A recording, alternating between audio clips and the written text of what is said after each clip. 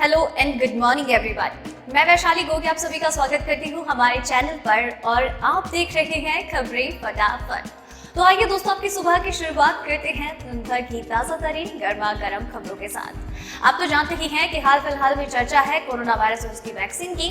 तो इंडिया में 2 vaccine Covishield और कोवैक्सीन को अनुमति मिल गई है और जल्दी वैक्सीनेशन की प्रक्रिया शुरू होगी। इसी के साथ ही किसान आंदोलन की 8वें दौर की बैठक को लेकर चर्चाएं हो रही है। साथ ही साथ देश की सुरक्षा के मायने हैं और इसके अलावा प्रधानमंत्री नरेंद्र मोदी भी कई अहम फैसले ले रहे हैं और साथ ही साथ संसद भवन को लेकर भी फैसला आ गया है। इस तरह की और भी कई जानकारियां हैं जिनके बारे में हम आपको आगे इस वीडियो में बताएंगे, तो आप वीडियो के साथ एंड तक बने रहिए।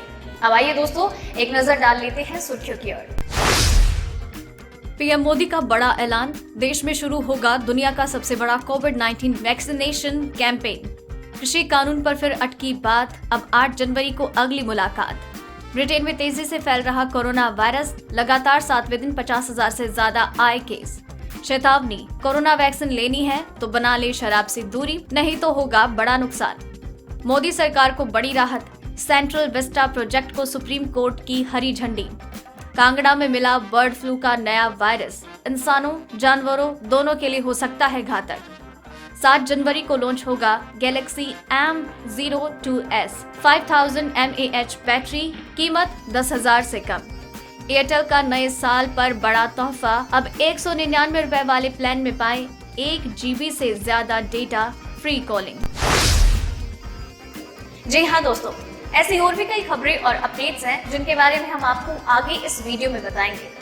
इसी के साथ ही आपसे ये भी कहना चाहूंगी कि इस वीडियो को बनाने में मुझे बहुत मेहनत लगती है और आप भी उतनी ही मेहनत, प्यार और सब्र के साथ इस वीडियो को एंड तक देखते हैं, जिसे लाइक और शेयर भी करते हैं और फिर हमसे अपने विचार भी साझा करते हैं। तो ये आपका प्यार और सपोर्ट ही है जो हमें मोटिवेट करता है बेहतरीन काम करने के लिए। तो आप ये सपोर्ट क्यों ही बरकरार रखिए। अब दोस्तों, खबरों की ओर बढ़ते हैं। देश में कोरोना वायरस से संक्रमित मरीजों की संख्या कम होने लगी है। स्वास्थ्य मंत्रालय की ओर से जारी आंकड़ों के अनुसार पिछले 24 घंटे में कोविड-19 संक्रमण के 7,600 नए मामले सामने आए, जबकि 845 लोगों की मौत हुई। नए केस सामने आने के बाद अब देश में कोरोना संक्रमितों की संख्या 1,03,40,469 हो गई और अब तक देश में 1,49,649 लोग अपनी जान गंवा चुके हैं और इस समय 2,84,909 एक्टिव केस हैं। चलिए बढ़ते हैं अगली खबर की ओर।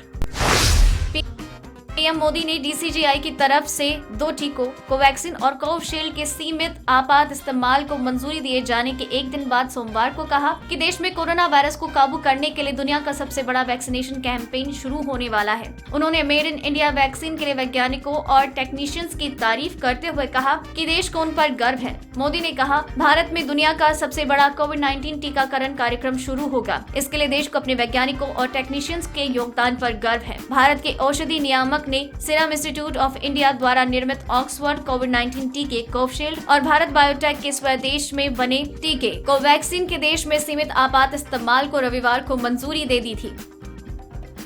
चलिए बढ़ते हैं अगली खबर की ओर।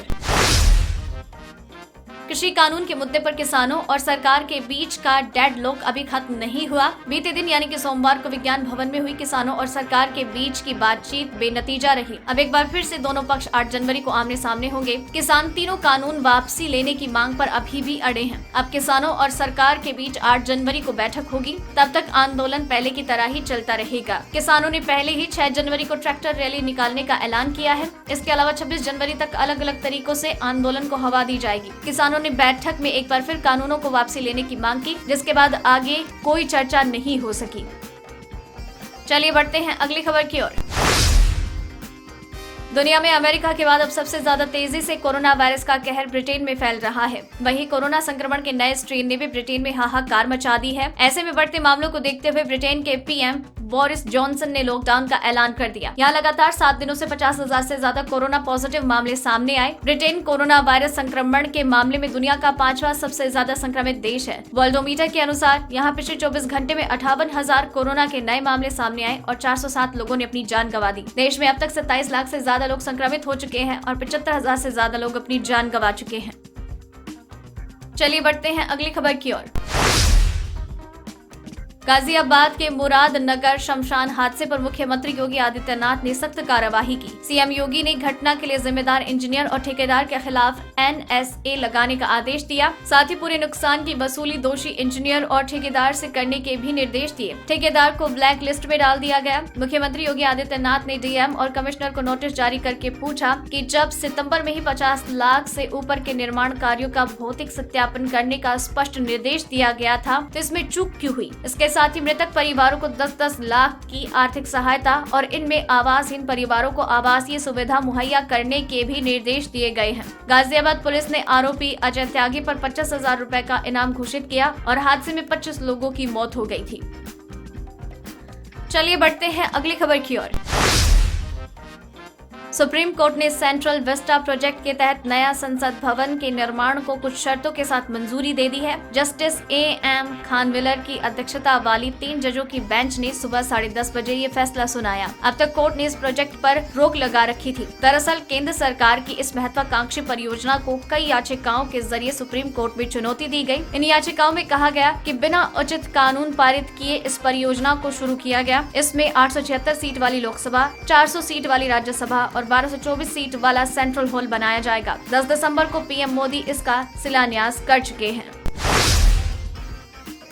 दोस्तों, खबरें खत्म नहीं हुई हैं, आगे और भी कई महत्वपूर्ण खबरें बाकी हैं और आप चाहते हैं कि आप तक खबरें लगातार यूं ही आती रहे तो अभी चैनल को सब्सक्राइब कर लीजिए, बेल आइकन को दबा दीजिए ताकि आप तक सारी खबरों की नोटिफिकेशन रेगुलरली आते रहें। अब दोस्तों चलिए बढ़ते हैं अगली खबर की ओर।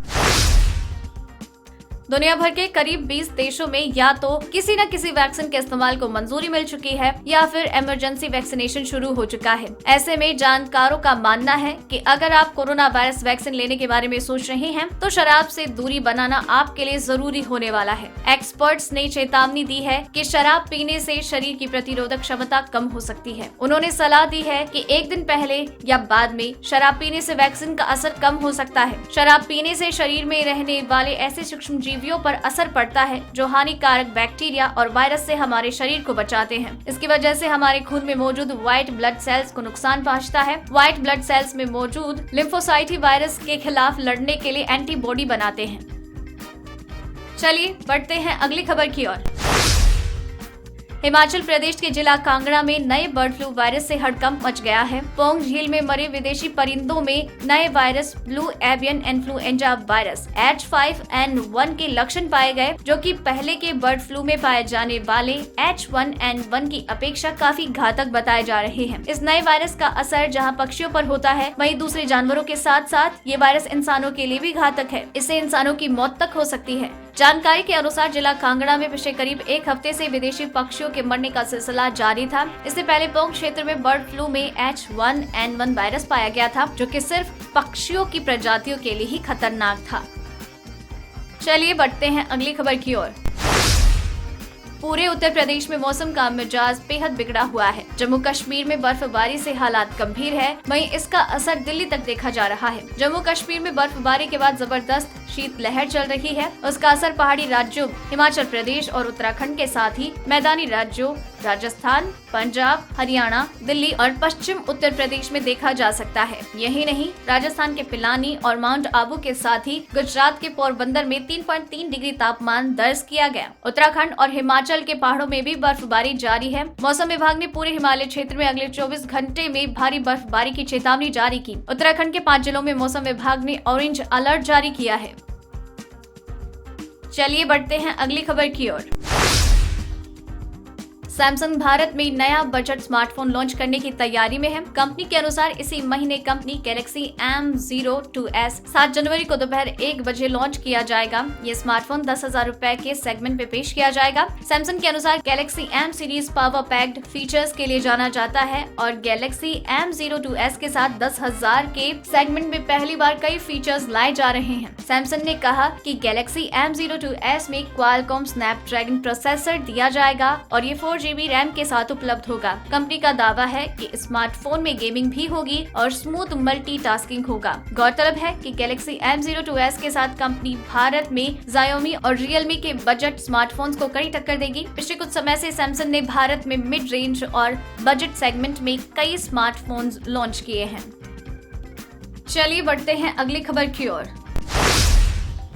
टेलीकॉम कंपनियों ने बिच रिचा कंपटीशन जारी है। नए साल पर टेलीकॉम कंपनियां अपने ग्राहकों को लुभाने में लगी है। कंपनियां ग्राहकों के लिए सस्ते प्लान के साथ एडिशनल बेनिफिट पर फोकस कर रही है। नए साल पर एयरटेल के खास तोहफे की बात की जाए तो एयरटेल ने अपने 199 रुपए वाले रिचार्ज प्लान में 1 GB डेटा को बढ़ाकर 1.5 GB करने की घोषणा कर दी है। यानी कि साफ है कि अब ग्राहक पहले से ज्यादा डेटा का फायदा ले पाएंगे। मीडिया रिपोर्ट्स के अनुसार एयरटेल ने आंध्र प्रदेश, कर्नाटक, तेलंगाना टेलीकॉम सर्कल में कुछ चुनिंदा नंबर्स पर 199 रुपए का रिचार्ज कराने पर हर 1.5 GB डेटा ऑफर किया जाएगा। 199 रुपए के प्रीपेड वाले प्लान में 28 दिनों के लिए 1.5 GB डेटा मिल रहा है।